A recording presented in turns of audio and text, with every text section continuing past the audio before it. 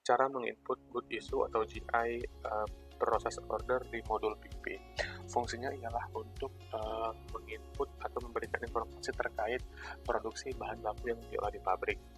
Misalnya TBS yang diolah, kemudian kompo ataupun latex yang diolah, teh yang diolah, dan sebagainya. Bedanya dengan good issue barang-barang selain produksi, misalnya barang-barang gudang, itu untuk pengeluaran barang-barang gudang seperti spare part, kemudian pupuk, pemakaian herbisida, dan sebagainya. Dalam case ini, kita akan melakukan penginputan good issue atas barang-barang produksi dari nomor order modul PP yang telah kita buat sebelumnya.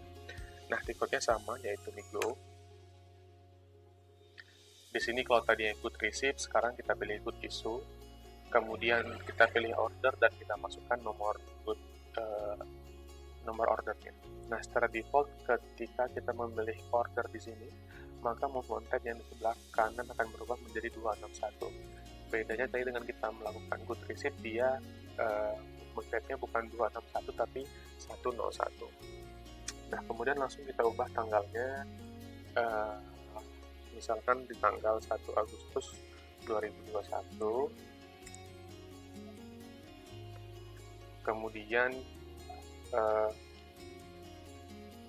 template-nya juga kita samakan saja. Setelah itu kita coba enter.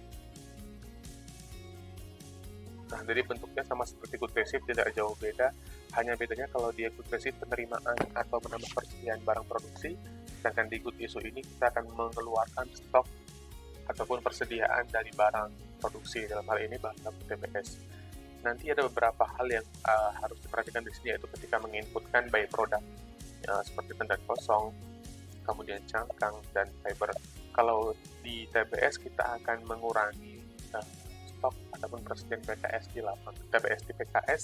Nah, untuk penginputan tanda kosong, cangkang, dan seterusnya sebagai by product, kita akan menambah persediaan by product itu. Oke. Pertama, untuk menginput TBS, kita pilih dulu di sini TBS. Kemudian kita isi kuantitinya sesuai dengan realisasi berapa TBS yang diolah. Ini kita hapus saja karena ini merupakan angka formulasi yang sudah dihitung otomatis oleh sistem ketika kita menginputkan bill of material. Misalnya di tanggal 1 Agustus PKS ini mengolah TBS sebanyak untuk shift 1 misalnya 500 ton. Ya. Kemudian kita isi 002 ya. Apa itu 002? Gudang bahan baku. Artinya kita mengambil stok TBS dari gudang bahan baku ya. Dengan good recipientnya. Nah, di sini ada kolom teks khusus untuk material TBS pada eksekusi good issue. Ini kolom teks harus diisi dengan apakah itu S1 atau S2 yang menunjukkan bahwasanya dia shift berapa bekerjanya. Ini penting karena kalau untuk PKS ada perbedaan jumlah premi yang akan diterima para pekerja di shift 1 dengan shift 2, tergantung jumlah TBS ulangnya berapa. Oleh karena itu, fitur ini akan berfungsi nanti ketika SAP menjalankan program premi otomatis. Kita membaca berapa sih TBS yang diolah di shift 1 dan berapa sih TBS yang diolah di shift 2. Begitu ya. Kemudian kita isi batch-nya. Kalau misalnya TBS kita ini terdiri dari beberapa batch, kita bisa pilih kemari di kolom quantity, kita pilih yang ini. Nah, kemudian kita klik batch determination, kemudian window class selection. Nah, berarti di tanggal 1 Agustus hanya CK03 persediaan kebun yang ada di PKS tersebut. Kalau misalkan nanti persediaan pada hari itu ada 5 atau 4 kebun, maka di sini akan muncul jumlah kebun sesuai dengan persediaan TBS-nya atau batch ya. Jumlah batch sesuai dengan persediaan TBS-nya. Tinggal kita isi saja berapa angka-angka yang diisi per kebunnya. Misalkan untuk CK03 dia mengolahnya 110 ton. Nah, nanti kalau di bawah muncul lagi di sini CK04 dengan available quantity misalnya 200, kita bisa isi splitnya berapa.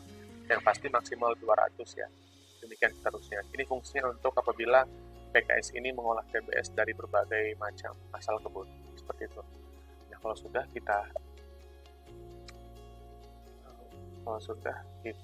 copy, ya secara otomatis akan masuk kemari. Tadi ada dua cara untuk menginputkan batch. Pertama, dan menginput kolom home di sebelah kanan tadi, atau kita ke tab batch. Nah, kita bisa langsung menginput CK03. Bedanya apa? Kalau kita pakai kolom tab batch ini, dia hanya bisa berfungsi untuk mengisi satu batch atau satu version type saja. Tapi kalau kita pakai dari fitur yang tadi di ini sebelah kanan, bentuk home tadi, kita bisa mengisi multi batch, gitu ya. Kalau sudah, kemudian kita cek consignment, tidak perlu diisi. Jangan lupa kita cek item OK, kemudian kita klik cek untuk memastikan masih ada masalah atau tidak. Tidak ada masalah ya. Nah, sebagai tambahan di kolom unloading point ini,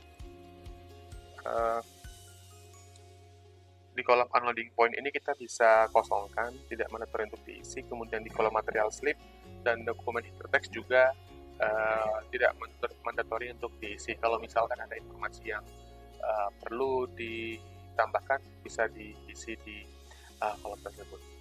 Kalau sudah oke, tinggal kita post, dan demikian selesai sudah cara melakukan penginputan untuk good issue TBS di Code Minggu. Terima kasih.